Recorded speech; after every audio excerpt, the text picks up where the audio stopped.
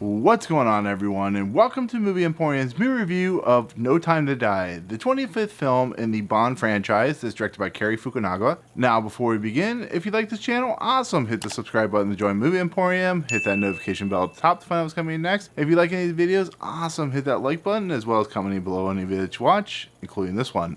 Okay, so just to let you know, non-spoiler review, will not give any of the major plot details away. I will talk a little bit about the characters and what I feel about them, but overall, I will not give anything away, so just give you a heads up. So here we are, finally, a year and a half later, we finally have our last Daniel Craig Bond film. It's a sad event, sad to think about that, Daniel Craig will not be playing James Bond anymore. It's similar to like when David Tennant left Doctor Who. It's one of those, memorable people that Daniel Craig is, that he brought this character into some kind of relevance after the kind of mistakes that the Pierce Brosnan era made. And there were some of the best Bond films ever made in the Daniel Craig era. So to have him go out on a Cary Fukunaga film that is, the 25th film in the Bond franchise, to bring in people like Rami Malek, to bring people like Leshana Lynch, to bring in, the cast that's been around since, 2006. It's one of those types of things where you're just super excited to, watch this film. And on top of that, because of the pandemic, this film has been pushed back like 25 times, and it's, because it's supposed to come out in April of 2020. And so trying to get the synopsis around without spoiling it is going to be a little difficult, because there is a lot going on in this movie, about 2 hours and 48 minutes worth of stuff going on in this movie. But the basic synopsis is we have James Bond, who's officially retired as a 00 agent. He's hanging out with Madeleine Swan. They're in Italy or wherever they're at. And some of the past things that apparently Madeleine Swan have been dealing with have come into effect. We meet this character named Saffron, who's played by Rami Malek. There's all these other characters. We, of course, have Billy Magnussen, who plays an agent that's working with Felix Leiter. And there is this particular mission, and there's a particular incident that involves not only Madeleine Swan, but involves James Bond, involves Blofeld, involves all these characters that come into the mix, including like Ana de Armas. And James Bond has to do what James Bond does. He has to reactivate himself, and of course, in Her Majesty's Secret Service. And he has to go on a quest to not only save Madeleine Swan, but try and figure out what Saffron's up to, which we kind of figure out as the movie moves along. And that's pretty much it. It's a typical Bond film. It has a major villain. It has some like lower tier villains.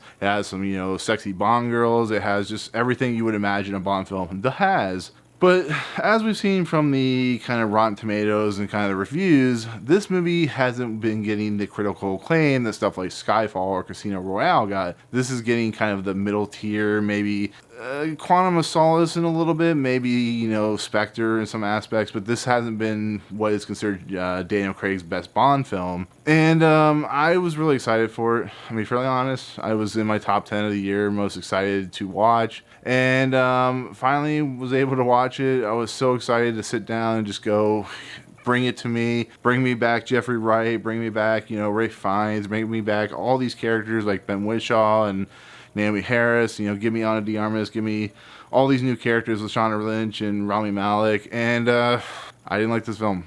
Hate me all you want. I think this is as bad as Spectre. I really do. This is a movie that has fantastic special effects, fantastic, visual work and action set pieces, but the story's haphazard, the story's boring, the pacing's all over the place.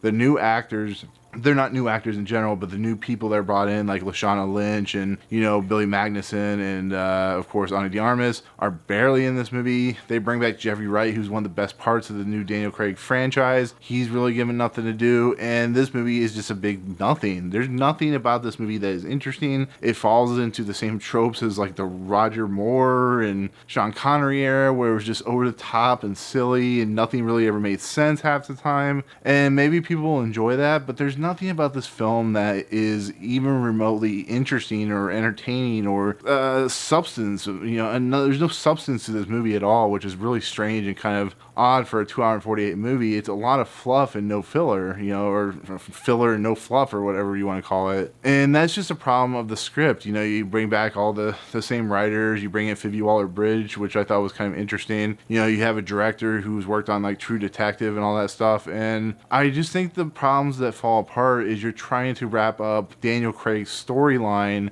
and there's so much that needs to be told and so much that needs to be said, but nothing really goes anywhere. You know, this was the same problem with Spectre. Nothing really goes anywhere. The characters aren't interesting. You bring in, you know, Christoph Waltz, and his character is extremely, you know, tepid and stupid, and, you know, especially for a character like a famous Blofeld character. And then you bring in this, you know, what is probably one of the worst Bond villains I've seen in quite a while, in Saffron, played by Rami Malek, and you just start questioning what they were thinking when they made this film. And maybe they tweaked it, maybe they kind of, you know, adjusted the film as, you know, time went on, because they had so much time in between. There's a lot of stuff that's very prescient in today's world, and I think this movie just falls into, is trying to be nostalgic for nostalgic's sake, and I don't think it works. I really don't. I think Daniel Craig is awesome as Bond, but you put him in with somebody like Madeleine Swan, like the Léa Seydoux character, and she's nothing compared to like Vesper Lynd, who is a linchpin to Daniel Craig's Bond's character, and it just feels so, there's something truly missing. There's some plot problems that are truly missing. It's just, everything about this movie is just, something is missing. And, you know, you get to a point where you're like, oh, this is cool. Like, the first 40 minutes of this movie are entertaining as hell, and then the rest of the movie is just a blonde Bond adventure that just really doesn't get me excited for anything. And I was really shocked at how much I really didn't like this film at all.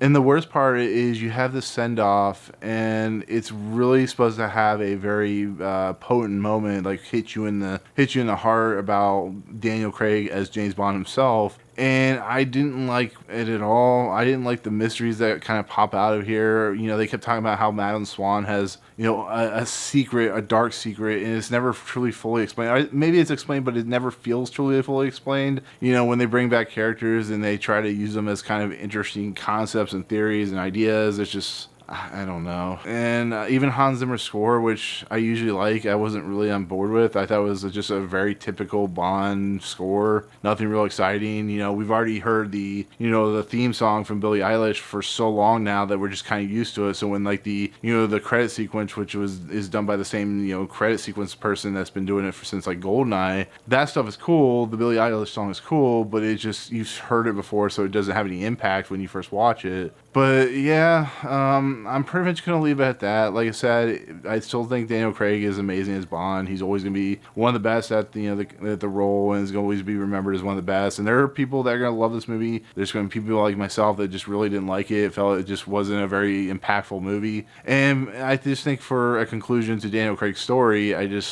think it was good. So that's just my honest opinion. Take it for what it's worth. You know, if you don't like my opinion, that's fine.